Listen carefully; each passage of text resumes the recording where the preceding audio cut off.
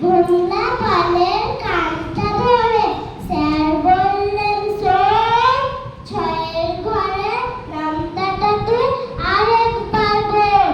ছয়ের ঘরে নামতাটা স্যার পাঠ করিনি রাতে, দেখে দেখে বলবো কি স্যার আছে ধারা পাতে। তার থেকে স্যার আপনি বলুন, আমি বরং শুনি, শুনে শুনে মুখস্থ স্যার করে নেব এক্ষুনি। কি বললি আর কি হচ্ছে এছাড়া টাকা ছেলে, আমিও তোকে শুনিয়ে দিতাম ধারা কাজটা পেরেছেন এরকম। অসংখ্য ধন্যবাদ।